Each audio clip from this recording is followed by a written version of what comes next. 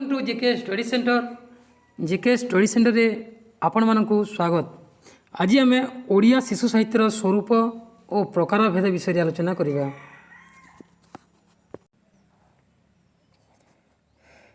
क्षुद्र मंजी मध्य जेपरि आम विराट वृक्षर स्वरूप लुचि रही है, ठीक से ही जोड़े शिशु मध्य आगामी नागरिकर स्वरूप लुकायित रही है।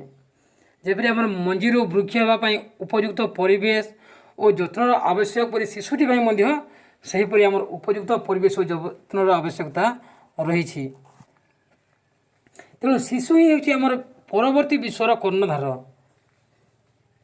तेणु सरल निष्कपट शिशुटी को भल मनीष कर गढ़ी तोड़े स्वर्गर सुख मर्त्य मंडल विराजमान होता है। जदि आम शिशु छोट बेलू जो भल किसी कम कर ज्ञान आहरण कर से भल मनीष कर गढ़ी तोल स्वर्गर सुख मर्त्य आम देखा पाइपर। तेणु से निजे हसी सारा जगत को हसई थाए। आम शिशुटा निजे हसी सारा जगत को हसई थाए। से शिशु मन में विमल आनंद भरदेवाई शिशु साहित्यर सृष्टि। तेणु ये आमर शिशुर मन मध्य आम विमल आनंद भरदेवाई आमर शिशु साहित्य सृष्टि होई। तो यह मध्य शिशुर अंतर्निहित विकास रही है प्रचुर आवेदन।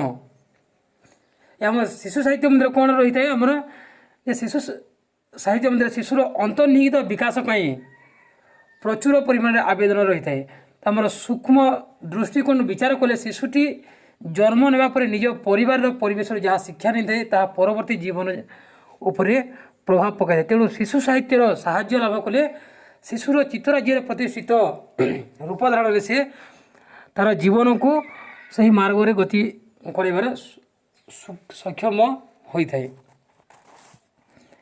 तेणु यह आम शिशु मंदिर अंतर्निहित परिवेश से जहाँ शिक्षा करते तार परवर्ती जीवन से सब प्रभाव पकाई थे।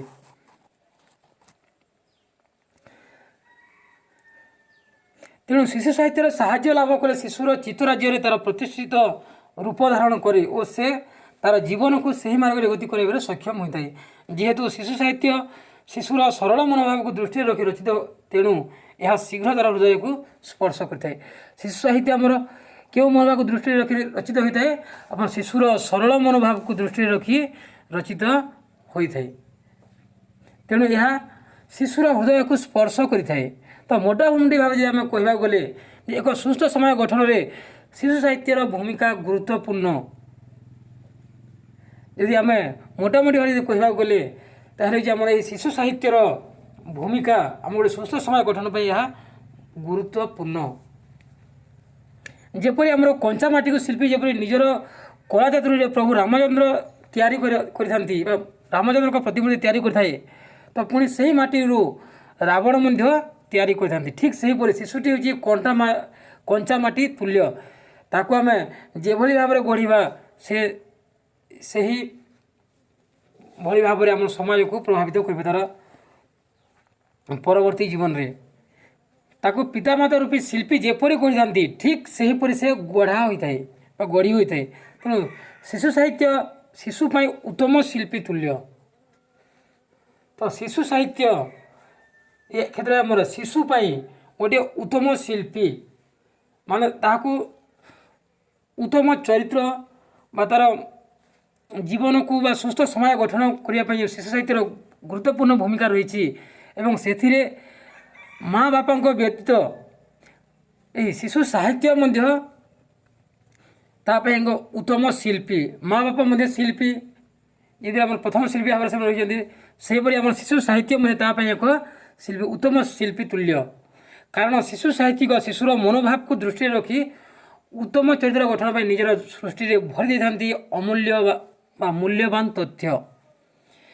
क्षीर दही तापर घी एवं कोयलू आलकातरा तापर साकारीन बाहर कलापर शिशु साहित्यक माने साहित्य रसर अर्क बाहर करती शिशुओं। तेणु जब आम क्षीर दही बाहर करती से आम साहित्यिक मान शिशु साहित्यिक माने साहित्यर रसर अर्क बाहर करती शिशु मान। ठीक से हीपरि शिशुटी हूँ कंचामाटी तुल्य ताकू पितामाता रूपी शिल्पी जेपरी गढ़ी था ठीक से हीपरि से गढ़ा होता है। माँ सीना क्षीर खुआई पिलार କ୍ଷୁଧା ନିବାରଣ କରନ୍ତି, କିନ୍ତୁ ଶିଶୁ ସାହିତ୍ୟକାର ତାଙ୍କର ମାନସିକ କ୍ଷୁଧା ହରଣ କରନ୍ତି। ମା ଗୋଟିଏ ଶିଶୁକୁ କ୍ଷୀର ଦେଇ ତାର କ୍ଷୁଧା ତାର ଭୋକକୁ ନିବାରଣ କରିଥାନ୍ତି, କିନ୍ତୁ ତାର ମାନସିକ କ୍ଷୁଧାକୁ ଆମ ଶିଶୁ ସାହିତ୍ୟିକ ମାନେ ହରଣ କରିଥାନ୍ତି। ଏବଂ ସାହିତ୍ୟ ଅସରନ୍ତି ଭଣ୍ଡାରରୁ ସେମାନେ ପିୟୁଷ ମଧୁର ରସ ନିଗାଡ଼ି ଆଣି ବିତରଣ କରନ୍ତି। ତାହା ପାଳନ କରି ଶିଶୁମାନେ ଏପରି ବିଭୋର ହୁଅନ୍ତି ଯେ ତାକୁ ମା କ୍ଷୀରଠାରୁ ଅଧିକ ମଧୁର ବୋଧ ହୁଏ। ସେହି ସହଜ ସୁନ୍ଦର ମନମତାଣିଆ ସାହିତ୍ୟ କୃତି।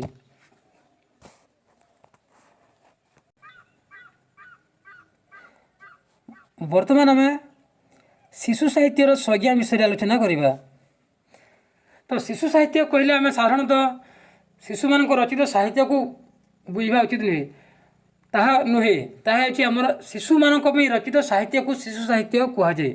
ତ ଶିଶୁ ସାହିତ୍ୟର ସଂଜ୍ଞାରେ ଆମେ ପ୍ରଥମେ ଶିଶୁ ସାହିତ୍ୟ କହିଲେ କ'ଣ ବୁଝା ଯଦି ଆସିବ ପ୍ରଶ୍ନ, ତାହେଲେ ଆମେ କହିବା ଯେ ଶିଶୁ ସାହିତ୍ୟ କହିଲେ ଶିଶୁମାନଙ୍କ ଦ୍ୱାରା ରଚିତ ସାହିତ୍ୟ ନୁହେଁ, ବରଂ ଶିଶୁମାନଙ୍କ ପାଇଁ ରଚିତ ସାହିତ୍ୟକୁ ଶିଶୁ ସାହିତ୍ୟ କୁହାଯାଏ। ଅର୍ଥାତ୍ ଶିଶୁମାନଙ୍କ ପାଇଁ ବଡ଼ମାନେ ଶିଶୁ ସାହିତ୍ୟ ରଚନା କରିଥାନ୍ତି ଏବଂ ସେ ଶିଶୁ ସାହିତ୍ୟ ହେଉଛି ଶିଶୁମାନଙ୍କ ଜୀବନ ବେଦ।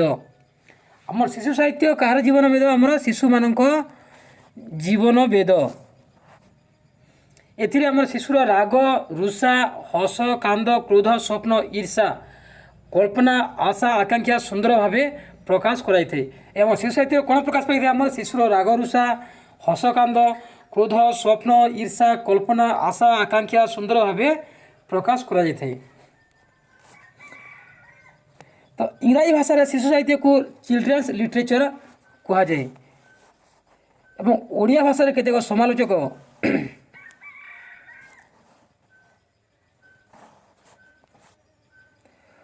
ଓଡ଼ିଆରେ କେତେକ ସମାଲୋଚକ ଏହାକୁ ପିଲାଙ୍କ ସାହିତ୍ୟ ବା ବାଳ ସାହିତ୍ୟ ବୋଲି କହିଥାନ୍ତି। ତ ଶିଶୁ ସାହିତ୍ୟକୁ ଇଂରାଜୀରେ କ'ଣ କୁହାଯାଏ କହିଲେ ଆମେ କହିବା ଯେ ଚିଲଡ୍ରେନ୍ସ ଲିଟରେଚର କୁହାଯାଏ ଏବଂ ଏହାକୁ କେତେକ ସମାଲୋଚକ ଓଡ଼ିଆରେ ଏହାକୁ ପିଲାଙ୍କ ସାହିତ୍ୟ ବା ବାଳ ସାହିତ୍ୟ ବୋଲି କହିଥାନ୍ତି। ତ ବର୍ତ୍ତମାନ ଆମେ ଦେଖିବା ଯେଉଁ ଆମ ବିଭିନ୍ନ ଆଲୋଚକମାନେ ଯେଉଁ ମତ ଗୁଡ଼ିକ ଦେଇଛନ୍ତି ସେ ବିଷୟରେ ଆମେ ବର୍ତ୍ତମାନ ଆଲୋଚନା କରିବା। ତ ଶିଶୁ ସାହିତ୍ୟ ସମ୍ପର୍କରେ ଡକ୍ଟର ମନୀନ୍ଦ୍ର ମହାନ୍ତି ସେ କହିଛନ୍ତି ଯେ ଶିଶୁମାନଙ୍କ ମନୋରଞ୍ଜନ ତଥା ଜ୍ଞାନାର୍ଜନ ପାଇଁ ଯେଉଁ ପୁସ୍ତକ ଗୁଡ଼ିକ ଉଦ୍ଦିଷ୍ଟ ତାହାକୁ ବିସ୍ତୀର୍ଣ୍ଣ ଅର୍ଥରେ ଶିଶୁ ସାହିତ୍ୟ ନାମରେ ଅଭିହିତ କରାଯାଏ। ସେ ତାଙ୍କର ଏହା ଓଡ଼ିଆ ଶିଶୁ ସାହିତ୍ୟ ଉନ୍ମେଷ ଓ ବିକାଶ ସେ ଏହା ଲେଖିଛନ୍ତି। ଏ ଆମର ଡକ୍ଟର ମନୀନ୍ଦ୍ର ମହାନ୍ତି। ତାପରେ ଆମେ ଲେଖିଛନ୍ତି ଦାସ ବେନେଭୁର ସେ ସାହିତ୍ୟ ସମ୍ପର୍କରେ କହନ୍ତି। ଶିଶୁ ସାହିତ୍ୟ ସମ୍ପର୍କରେ କହିଛନ୍ତି ଯେ ବେନେଭୁର ଆଉ ଜଣେ ଆମର ଆଲୋଚକ ଯେ ଶିଶୁ ମନ ଲାଖି ଆନନ୍ଦ ଓ ଆଲୋକ ବିତରଣ କରୁଥିବା ସବୁ ଲେଖା ବା ଶବ୍ଦ ଶିଶୁ ସାହିତ୍ୟ ପଦବାଚ୍ୟ। ମାନେ ଯେଉଁ ଲେଖା ବା ଶବ୍ଦ ଦ୍ୱାରା ଶିଶୁକୁ ଆନନ୍ଦ ଓ ଆଲୋକ ମିଳିଥାଏ ତାହାକୁ ଆମର ଶିଶୁ ସାହିତ୍ୟ, ସେଇଟା ହେଉଛି ଶିଶୁ ସାହିତ୍ୟ ପଦବାଚ୍ୟ ବୋଲି ଆମର ଦାସ ବେନେଭୁର କହିଛନ୍ତି। ତାଙ୍କର ବା ଯେଉଁ ସବୁ ରସୁଆଳ କଥା ପିଲାମାନଙ୍କୁ ପ୍ରଭାବିତ କରେ ପୁଣି ତାଙ୍କୁ ନୂଆ ଭାବଭୂମିର ଅନୁଭବ ଦିଏ ତାହା ହିଁ ପ୍ରକୃତରେ ଶିଶୁ ସାହିତ୍ୟ ବୋଲି ସେ ଦାସ ବେନେଭୁର କହିଛନ୍ତି। ଏନସାଇକ୍ଲୋପିଡ଼ିଆ ବ୍ରିଟାନିକାରେ ଶିଶୁ ସାହିତ୍ୟ ସଂଜ୍ଞା ବିଷୟରେ କହିଛି ଯେ children's literature the body of written works and accompanying illustration produced in order to entertain or instruct young people. The genre compasses a wide range of works, including acknowledged classes of world literature, picture books, and easy to read story written exclusively for children, and fairy tales, lullabies, fables, folk songs, and other primarily orally transmitted matters. ତ ପାଶ୍ଚାତ୍ୟ ସମାଲୋଚକ କାର୍ଟେର ଭି ଗୁରୁଙ୍କର ସମ୍ପାଦିତ ଶିକ୍ଷା ଅଭିଧାନରେ କୁହାଯାଇଛି ଯେ ପ୍ରବୀଣ ସାହିତ୍ୟିକଗଣଙ୍କ ଦ୍ୱାରା ରଚିତ ଶିଶୁମାନଙ୍କର ଉଚ୍ଚ କୋଟିର ପଠନ ସାମଗ୍ରୀ ହିଁ ଶିଶୁ ସାହିତ୍ୟ।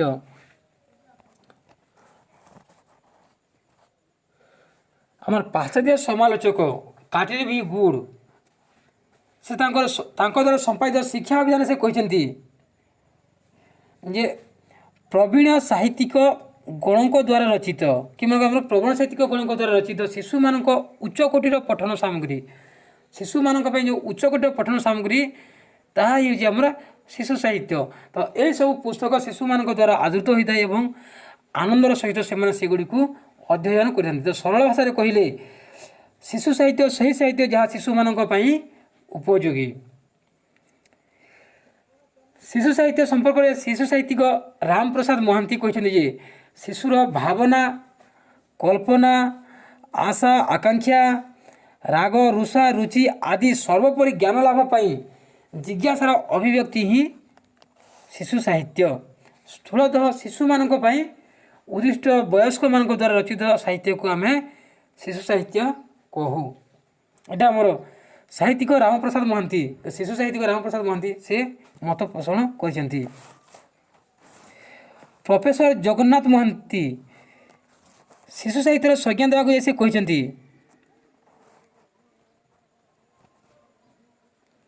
ଯେ ପ୍ରତ୍ୟେକ ଭାଷା ସାହିତ୍ୟର ଆଦି ଜନନୀ ଶିଶୁ ସାହିତ୍ୟ।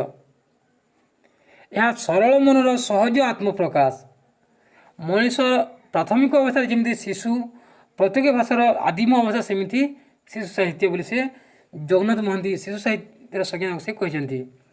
ତ ପ୍ରସିଦ୍ଧ ଏନସାଇକ୍ଲୋପିଡ଼ିଆ ବ୍ରିଟାନିକାରେ ମତରେ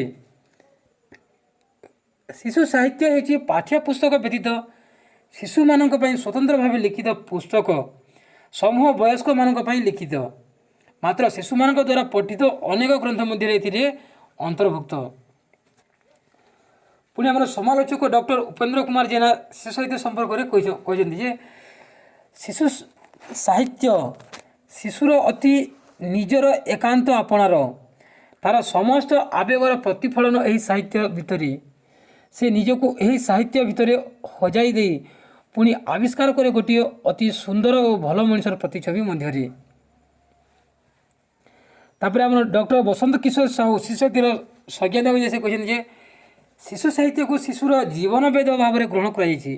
ଏଥିରେ ଶିଶୁର ରାଗରୁଷା, ହସକାନ୍ଦ, କ୍ରୋଧ, ଈର୍ଷା, କଳ୍ପନା, ଆଶା ଆକାଂକ୍ଷା ସବୁ ସୁନ୍ଦର ଭାବରେ ଓ ସଫଳ ଭାବରେ ପ୍ରକାଶ ପାଇଥାଏ। ତାପରେ ଆମର ଡାକ୍ତର ନିତ୍ୟାନନ୍ଦ ସ୍ୱାଇଁ ଶିଶୁ ସାହିତ୍ୟର ସଂଜ୍ଞା ଦେବାକୁ ଯାଇ କହିଛନ୍ତି ଯେ ଯାହାକୁ ପିଲାମାନେ ବୁଝିପାରନ୍ତି, ଯାହା ସେମାନଙ୍କୁ ମନୋରଞ୍ଜନ କରିଥାଏ, ଯାହା ସେମାନଙ୍କ କଳ୍ପନାକୁ ପ୍ରସାରିତ କରାଇବାରେ ଗୁରୁତ୍ୱପୂର୍ଣ୍ଣ ଭୂମିକା ଗ୍ରହଣ କରିବା ସଙ୍ଗେ ସଙ୍ଗେ ସେମାନଙ୍କର କୌତୂହଳ ତଥା ଉତ୍ସୁକତାରେ ପରିପୂରଣ କରିଥାଏ, ତାହା ସାଧାରଣତଃ ଶିଶୁ ସାହିତ୍ୟର ଅନ୍ତର୍ଭୁକ୍ତ ହୋଇପାରିବ। ପୁଣି ଆମର ଶିଶୁର କୋମଳମତି ମନକୁ ଯେଉଁ ସାହିତ୍ୟ ଆନନ୍ଦ ଦେବା ସହିତ ଭବିଷ୍ୟତ ଜୀବନକୁ ଗଢ଼ି ତୋଳିବାରେ ସାହାଯ୍ୟ କରିଥାଏ ତାହା ଶିଶୁ ସାହିତ୍ୟ ରୂପେ ପରିଚିତ।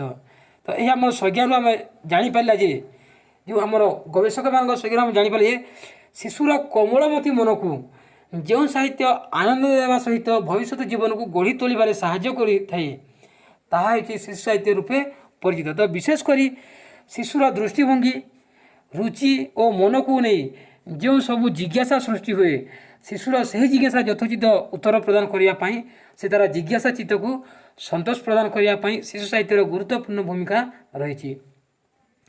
ଆଉ ଶିଶୁ ସାହିତ୍ୟ ହେଉଛି ଶିଶୁ ମନକୁ ଭବିଷ୍ୟତର ସୁନାଗରିକ ରୂପେ ଗଢ଼ି ତୋଳିବାର ଗୋଟିଏ ପ୍ରମୁଖ ମାଧ୍ୟମ। ତ ଶିଶୁ ସାହିତ୍ୟ କ'ଣ ହେଉଛି ଆମର ଯେ ଶିଶୁମାନଙ୍କୁ ଭବିଷ୍ୟତର ସୁନାଗରିକ ରୂପେ ଗଢ଼ି ତୋଳିବାର ଗୋଟେ ପ୍ରମୁଖ ମାଧ୍ୟମ ହେଉଛି ଆମର ଶିଶୁ ସାହିତ୍ୟ।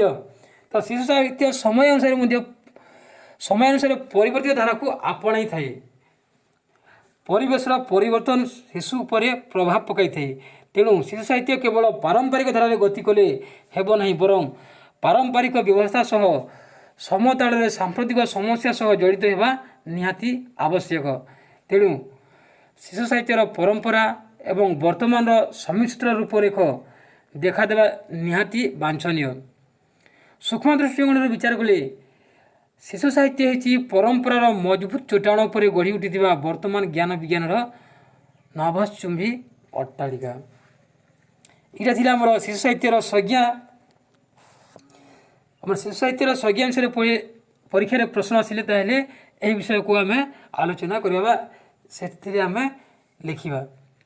Thank you. ନେକ୍ସଟ ଆମେ ଶିଶୁ ସାହିତ୍ୟର ସ୍ୱରୂପ ବିଷୟରେ ଆଲୋଚନା କରିବା।